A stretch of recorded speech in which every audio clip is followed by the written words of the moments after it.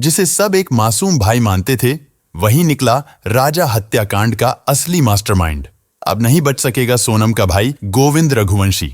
जी हां, इस पूरे केस का सबसे बड़ा ट्विस्ट अब सामने आ चुका है। राजा की हत्या के बाद सोनम के भाई गोविंद रघुवंशी ने एक के बाद एक ऐसी चालें चली जिससे न सिर्फ पुलिस गुमराह हो गई, बल्कि समाज भी उसकी एक्टिंग से धोखा खा गया। राजा की हत्या के बाद गोविंद ने राजा की मां से लिपटकर आंसू बहाए, जैसे उसे कुछ भी मालूम न हो। उसने अपने नकली आंसुओं से ऐसा दिखाया कि वह भी राजा की मौत से उतना ही टूटा है जितना राजा का परिवार। लेकिन असली सच्चाई ये है कि वो इस खौफनाक साजिश का सबसे शातिर और चालाक चेहरा था। अब उसकी हर एक चाल, हर एक ड्रामा एक एक करके उजागर हो रहा है। जैसे जैसे राज खुल रहे हैं, ये साफ होता जा रहा है कि सिर्फ सोनम ही नहीं, उसका भाई गोविंद भी इस मर्डर प्लान का सहलेखक था। पूरा देश जानना चाहता था कि अगर सोनम ने राजा से शादी की थी तो फिर उसने उसे मारा क्यों? वो चाहती तो राजा को छोड़ सकती थी, अपने आशिक के साथ भाग सकती थी, फिर ऐसा क्यों किया? अब इस सवाल का जवाब भी सामने आ चुका है। आखिर राजा की हत्या के लिए सोनम का भाई और उसका पूरा परिवार ही असली दोषी क्यों माने जा रहे हैं? क्या सोनम के भाई को भी अब कड़ी से कड़ी सजा मिलेगी? ये जानने से पहले अगर आप भी चाहते हैं कि राजा को न्याय मिले तो कमेंट में वी वांट जस्टिस फॉर राजा जरूर लिखें और इस वीडियो को बिना स्किप किए अंत तक जरूर देखें, क्योंकि हम इस केस से जुड़ी कुछ नई और चौंकाने वाली जानकारियां आपसे साझा करने जा रहे हैं। देश के सबसे सनसनीखेज और चर्चित राजा रघुवंशी हत्याकांड में हर दिन नए नए खुलासे हो रहे हैं। राजा रघुवंशी मर्डर केस अब एक बेहद संगठित और सोची समझी साजिश की कहानी बन चुका है, जिसमें न सिर्फ सोनम और उसके प्रेमी राज कुशवाहा की भूमिका सामने आई है, बल्कि सोनम के भाई गोविंद रघुवंशी की भी पूरी सच्चाई अब उजागर हो चुकी है।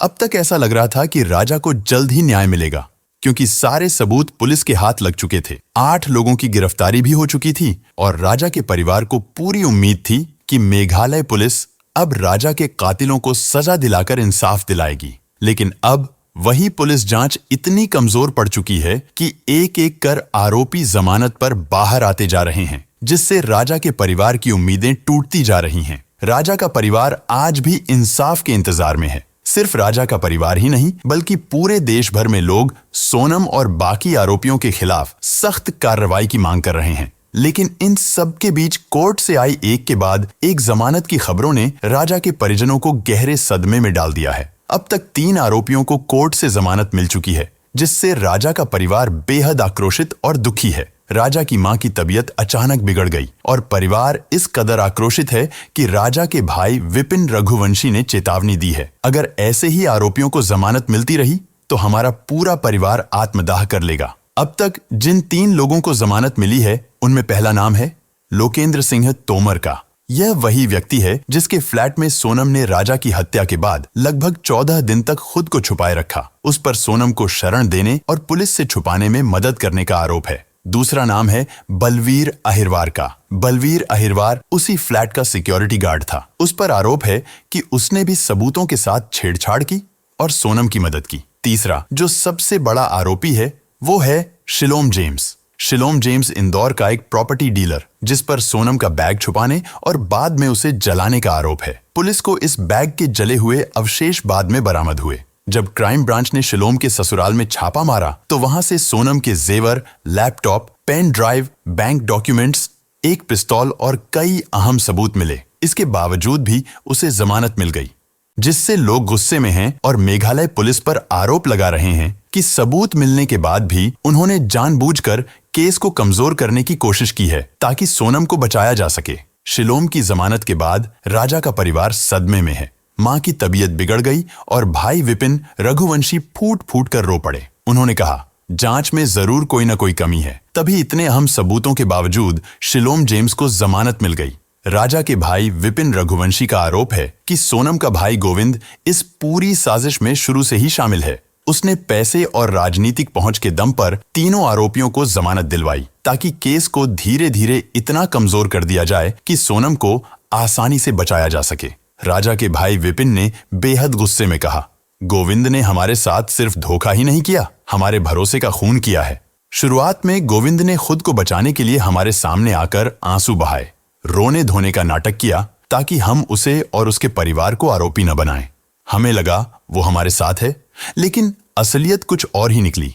गोविंद डबल गेम खेल रहा है। एक तरफ हमारे साथ बैठकर दिलासा देता रहा और दूसरी तरफ अपनी बहन को बचाने के लिए पर्दे के पीछे से हर चाल चल रहा था। विपिन ने कहा, आज जब इन तीनों आरोपियों को जमानत मिली है तो साफ दिखता है कि इसके पीछे गोविंद की चालबाजी है। उसने हमसे झूठ बोला, भरोसे को तोड़ा और अब हमारी लड़ाई को कमजोर करने की कोशिश कर रहा है। जिस इंसान को हमने अपना माना, उसी ने हमारे सबसे बड़े दुख में पीठ में छुरा घोंपा। अगर हमें पहले से पता होता कि वो हमारे साथ नहीं, हमारी लड़ाई के खिलाफ है, तो हम कभी भी उसके झूठे आंसुओं में नहीं आते। राजा के भाई विपिन ने कहा, सोनम का भाई गोविंद गेम खेल रहा है। हर बार अपना बयान बदलता है। वह आरोपियों की मदद कर रहा है और जांच को भटकाने की कोशिश कर रहा है। अगर इसी तरह चलता रहा और मेरे भाई को इंसाफ नहीं मिला तो हम सब आत्महत्या कर लेंगे। ये कहते कहते विपिन रोने लगे। हमें न्याय नहीं मिला तो हम कहां जाएंगे? हमें बहुत उम्मीद थी न्यायपालिका से, लेकिन अब जब आरोपियों को जमानत मिलने लगी है तो हमारी उम्मीदें टूट गई हैं। हालांकि विपिन ने यह भी कहा, हम हाई कोर्ट जाएंगे, जरूरत पड़ी तो सुप्रीम कोर्ट भी जाएंगे, लेकिन राजा को इंसाफ दिलाकर रहेंगे। राजा रघुवंशी हत्याकांड में जहां राजा को इंसाफ मिलना चाहिए था, वहीं अब ये केस और भी ज्यादा उलझता जा रहा है। राजा के भाई विपिन रघुवंशी ने मेघालय सरकार को सामूहिक आत्महत्या की चेतावनी दे दी है। विपिन ने साफ शब्दों में कहा है, अगर इसी तरह सभी आरोपियों को जमानत मिलती रही तो मेरा पूरा परिवार आत्महत्या कर लेगा। राजा के परिवार ने आरोप लगाया है कि मेघालय पुलिस की जांच में गंभीर लापरवाही हो रही है, जिसकी वजह से आरोपी आसानी से जमानत पा रहे हैं। परिवार ने यह भी मांग की है कि अब इस केस की सीबीआई जांच होनी चाहिए ताकि निष्पक्ष तरीके से हर आरोपी को सजा मिल सके और राजा को इंसाफ। शिलोम जेम्स की जमानत पर राजा की मां का दर्द छलक पड़ा। उनका कहना है, शिलोम जेम्स बहुत बड़ा गुनहगार है, उसे जमानत कैसे मिल गई? मेरे बेटे के साथ न्याय नहीं हुआ। राजा की मां ने यह भी कहा कि जांच में कहीं न कहीं बड़ी चूक हो रही है और इसी का फायदा उठाकर आरोपी एक एक करके बाहर आ रहे हैं। उनका साफ आरोप है कि सोनम का भाई गोविंद भी इन आरोपियों की मदद कर रहा है और इसी वजह से केस कमजोर होता जा रहा है। अब आते हैं सबसे बड़े ट्विस्ट पर। दरअसल आपने देखा कि सोनम का भाई गोविंद राजा की हत्या के बाद किस तरीके से राजा के परिवार के साथ खड़ा था। जब राजा की डेड बॉडी मिली, उसके बाद गोविंद उनके घर पहुंचा। गोविंद को आपने रोते बिलखते भी देखा। गोविंद को आपने राजा की मां उमा रघुवंशी के गले मिलकर रोते हुए देखा, जो यह बात कह रहा था कि हम राजा के परिवार के साथ खड़े रहेंगे, कोई भी बात आएगी तो मैं बेटे की तरह इस परिवार का साथ दूंगा। जो कह रहा था कि सोनम से अब उसका कोई रिश्ता नहीं है, वह राजा की हत्या के लिए सोनम को फांसी दिलाने के लिए खुद वकील करेगा। वो बाकायदा प्रेस कॉन्फ्रेंस कर रहा था, बयान दे रहा था, लेकिन अब वही गिरगिट की तरह बदल गया। अब उसके दिल में अपनी उस कातिल बहन के लिए प्यार जाग गया है, जो बहन 1 महीने पहले मासूम राजा को मौत के घाट उतारकर उसके माता पिता को जिंदगी भर रोने पर मजबूर कर चुकी है। जो गोविंद 1 महीने पहले राजा के परिवार के सपोर्ट में था, अब वही गोविंद राजा के परिवार के खिलाफ खड़ा हो गया है। वो सोनम के बचाव में सबसे आगे आ चुका है। मेघालय जाकर सोनम से मिल रहा है, उसे बचाने की कोशिश कर रहा है। अब उसका कहना है कि सोनम ने कुछ नहीं किया, जबकि सबूत चीख चीख कर कह रहे हैं कि वही राजा की असली कातिल है। और दुख की बात यह है कि सोनम का परिवार आज भी सच्चाई मानने को तैयार नहीं है। जब परिवार वाले ही अपराधियों को बचाने लगें तो वो कभी भी अपने जुर्म को जुर्म नहीं मानते, उन्हें कभी गलती का एहसास नहीं होता।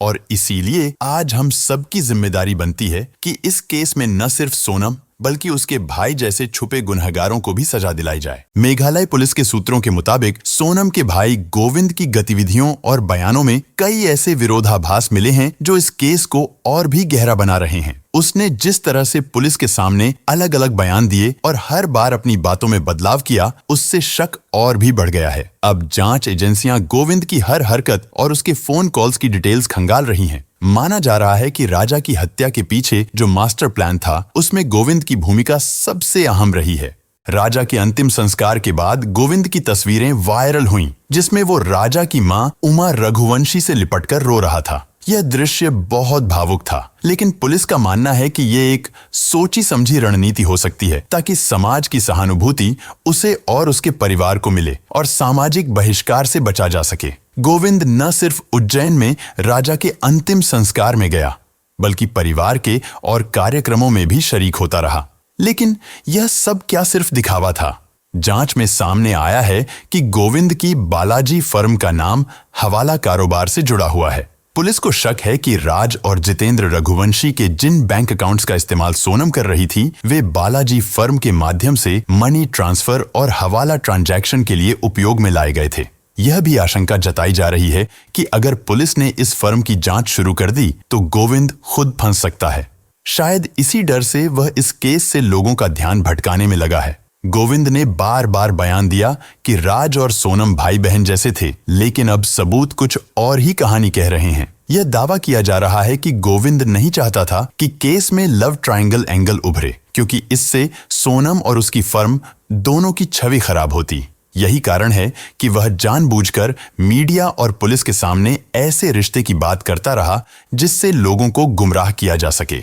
शादी के बाद सोनम 14 मई को मायके आ गई थी और 20 मई के हनीमून की टिकटें गोविंद ने खुद बुक की थीं। लेकिन शुरुआत में उसने बार बार कहा कि टिकट राजा ने करवाई थी। सोनम जब ससुराल से मायके आई तो सारे गहने साथ ले आई, लेकिन गोविंद ने इस पर कोई सवाल नहीं उठाया, न ही पुलिस को जानकारी दी। सोनम के बैंक अकाउंट में 15 लाख रुपए थे और एटीएम कार्ड भी सोनम के पास था, लेकिन जब वह और राजा लापता थे तब गोविंद ने इस अकाउंट को लेकर कोई बयान नहीं दिया। 8 जून को जब सोनम ने गाजीपुर के एक ढाबे से अपने भाई गोविंद को फोन किया तो उसने न तो इस बात की जानकारी राजा के परिवार को दी, न ही तुरंत पुलिस को बुलाया, बल्कि खुद ही लोकल पुलिस से संपर्क कर सोनम को सेफ करवाया। अब मेघालय पुलिस को पूरा यकीन है कि गोविंद इस केस में डबल गेम खेल रहा है। बाहर से वह राजा के परिवार के करीब जाने की कोशिश कर रहा है, लेकिन अंदर ही अंदर वह सोनम को बचाने के लिए कानून को गुमराह कर रहा है।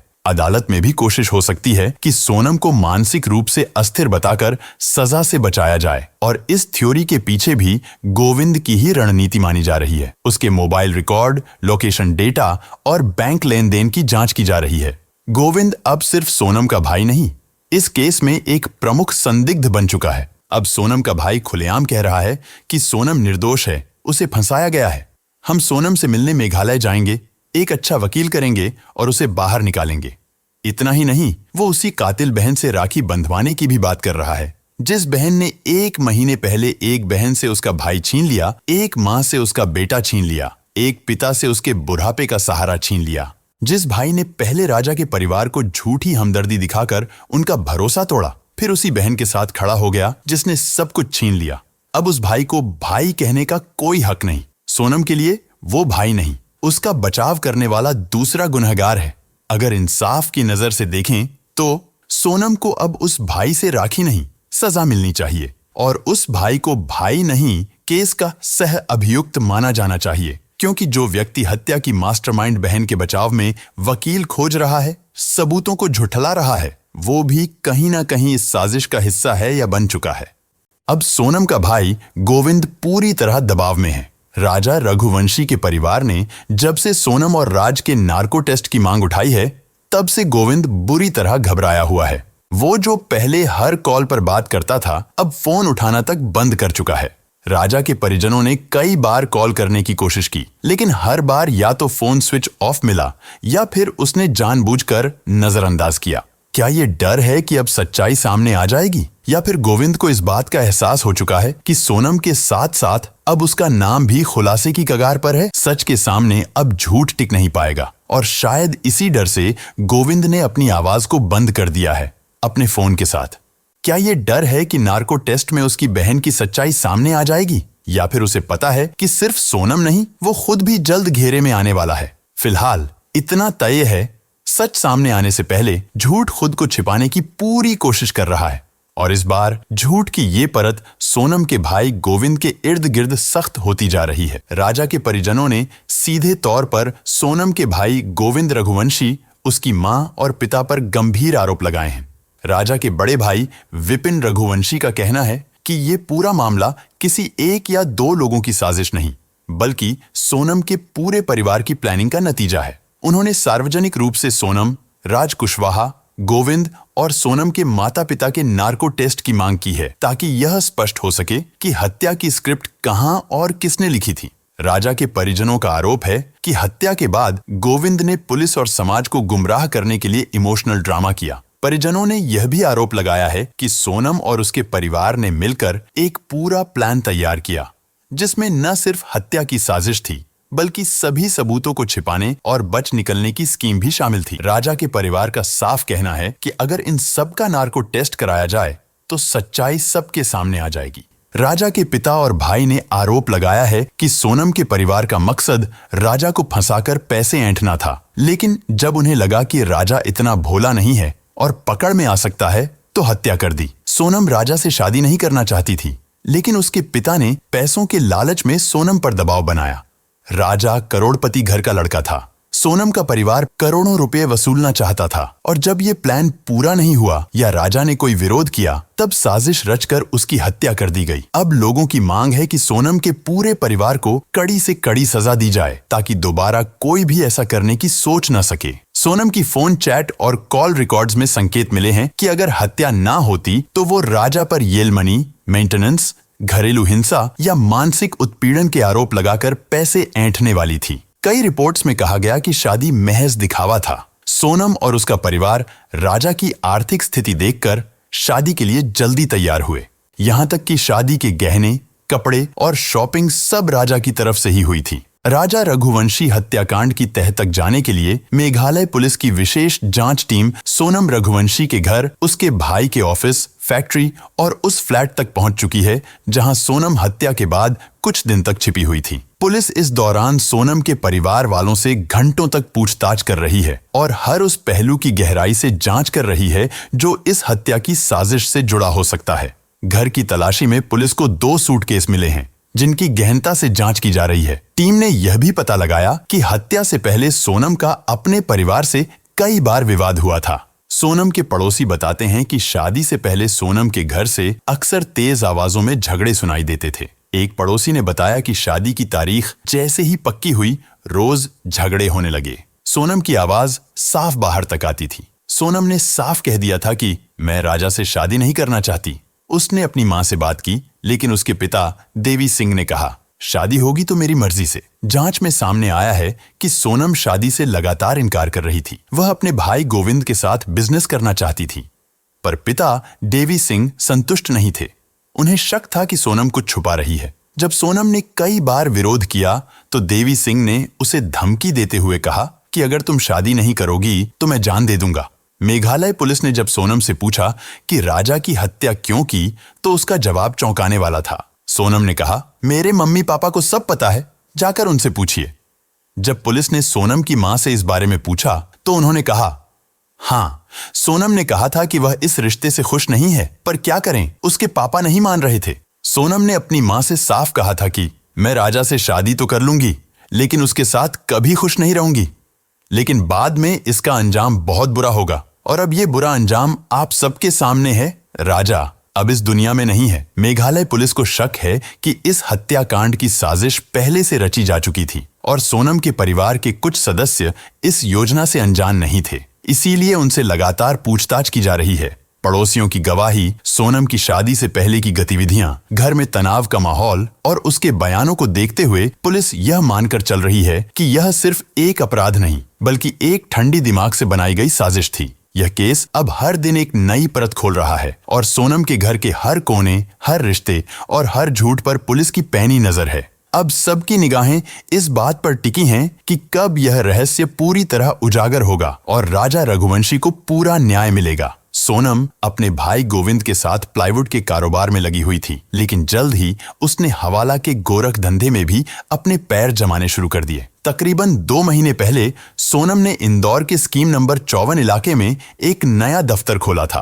कागजों में इस दफ्तर को शेयर मार्केट से जुड़ा ऑफिस बताया गया था, जिसमें 7 लोगों को नौकरी दी गई थी, जिनमें से ज्यादातर महिलाएं थीं। आसपास के लोगों को बताया गया कि यहाँ शेयर और फाइनेंशियल इन्वेस्टमेंट से जुड़ा काम होता है, लेकिन अब जब पुलिस ने जांच की तो एक चौंकाने वाला सच सामने आया। ये ऑफिस असल में सिर्फ दिखावा था। यहाँ हवाला का गैर कानूनी कारोबार चलता था। इस फर्जी दफ्तर की भनक न तो स्थानीय प्रशासन को थी और न ही मोहल्ले के किसी शख्स को। लेकिन अब जब शिलोंग पुलिस ने छानबीन तेज की है तो इस दफ्तर से जुड़ी हर परत एक एक कर सामने आ रही है। आखिरकार जिस घर में रोज झगड़े होते थे वहां परिवार के और सदस्य कैसे अनजान रह सकते हैं? कभी कभी सच्चाई हमारी आंखों के सामने होती है, लेकिन हम रिश्तों के पर्दों में उसे देख नहीं पाते। इस केस में दोषी सिर्फ सोनम ही नहीं, कहीं ना कहीं उसकी परवरिश, पारिवारिक दबाव, एक जिद्दी सोच और उसके पिता भी बराबर के जिम्मेदार हैं। शादी से पहले अगर किसी ने सोनम की आवाज को सुन लिया होता तो राजा आज जिंदा होता। राजा रघुवंशी की मौत के बाद उसका परिवार सिर्फ एक ही लड़ाई लड़ रहा है, न्याय की लड़ाई। लेकिन जब आरोपी एक एक करके बाहर आने लगे तो इंसाफ की उम्मीदें भी कमजोर होने लगती हैं। अब सवाल उठता है कि जब इस केस में इतने सारे किरदार सामने आ चुके हैं और कोर्ट में जमानतें भी मिल रही हैं, तो क्या यह केस अब कमजोर हो रहा है? धीरे धीरे सबूतों को कमजोर करने की कोशिश की जा रही है। अब केस पहुंच चुका है उस मोड़ पर जहां सबकी निगाहें कोर्ट के फैसले पर टिक गई हैं। कोर्ट ने सोनम को हफ्ते में एक बार अपने परिवार के 3 सदस्यों से फोन पर बात करने की अनुमति दे दी है। जल्द ही उसका भाई गोविंद शिलांग अस्पताल में उससे मिलने वाला है, जहां सोनम का मानसिक स्वास्थ्य परीक्षण होना है। जेल प्रशासन ने कोर्ट को रिपोर्ट सौंपकर बताया है कि सोनम तनाव में है और अब वह खुद को मानसिक रूप से अस्वस्थ बताकर केस से निकलने की कोशिश कर रही है। दूसरी तरफ राजा के परिवार ने अब यह केस सुप्रीम कोर्ट तक ले जाने की तैयारी शुरू कर दी है। उन्होंने मांग की है कि सोनम और उसके साथियों का नार्को टेस्ट कराया जाए। उनका कहना है कि अभी भी कई सच्चाइयां छिपी हुई हैं जो सिर्फ नार्को टेस्ट से बाहर आ सकती हैं, और अगर कोर्ट इसकी इजाजत देता है तो शायद कई ऐसे राज खुलेंगे जो अब तक अंधेरे में हैं। राजा के परिवार का साफ कहना है, हम किसी भी हालत में इंसाफ चाहते हैं। अब यह मामला सिर्फ एक परिवार या एक शहर का नहीं रहा।